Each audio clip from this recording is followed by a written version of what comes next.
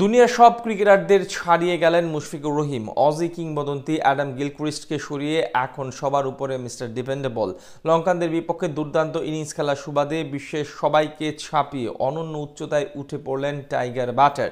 আন্তর্জাতিক ক্রিকেটে যেটা আর কেউ স্পর্শ করতে পারবে কিনা এ নিয়ে আছে সন্দেহ। গিলক্রিস্টকে সরিয়ে মুশফিকের এমন অনন্য মাইলফলক নিয়ে বিস্তারিত জানবো রিপোর্ট।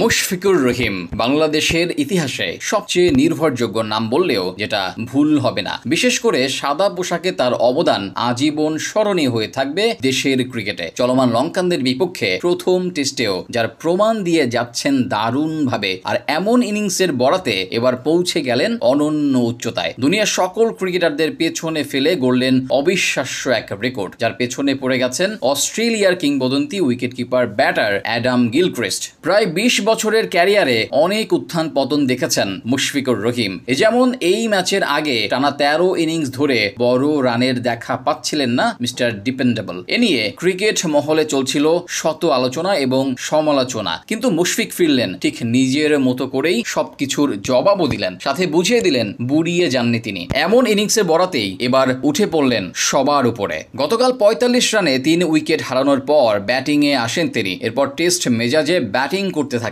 দারুণভাবে উইকেটের লাগাম টানার পাশাপাশি পূরণ করেন নিজের 12 নম্বর টেস্ট শতক। এরপর আজকেও ব্যাট করছেন বেশ সাবলীলভাবে। এ সুবাদেই ভাঙলেন অ্যাডাম গিলক্রিস্টের রেকর্ড। আন্তর্জাতিক ক্রিকেটে কখনো একটি বলও করেনি এমন ক্রিকেটারের সংখ্যা 2116 জন। সেখানে আন্তর্জাতিক ক্রিকেটে কখনো বল না করা ক্রিকেটারদের মধ্যে এখন সর্বোচ্চ রান করা ব্যাটার হলেন মুশফিকুর রহিম।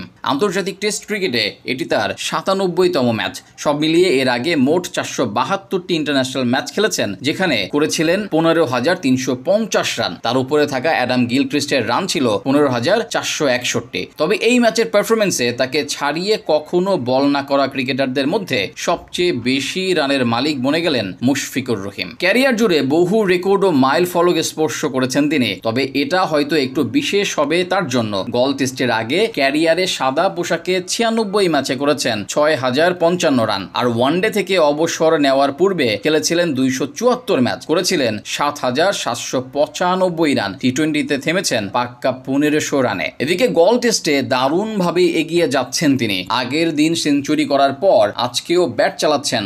এর আগে লঙ্কানদের বিপক্ষে টস জিতে আগে ব্যাট করতে নেমে শুরুতেই ওপেনার আনামুল হক বিজয়ের উইকেট হারায় বাংলাদেশ দল। এরপর দলের হাল ধরার চেষ্টা করেন সাদমান ইসলাম ও মমিনুল হক, কিন্তু বেশিক্ষণ থিতু হতে পারেননি এই দুজন। 45 রানে 3 উইকেট হারানোর পর অধিনায়ক শান্তকে সাথে নিয়ে দলের হাল ধরেন মুশফিকুর রহিম। দুজনের সেঞ্চুরিতে ঘুরে দাঁড়ায় টিম টাইগার্স। 148 রানে শান্ত আউট হওয়ার পর লিটনকে সাথে নিয়ে পুনরায় রানের চাকা এগিয়ে নিয়ে যেতে থাকেন মিস্টার ডিপেন্ডেবল। লাঞ্চ ব্রেকে যান 141 রানে অপরাজিত থেকে।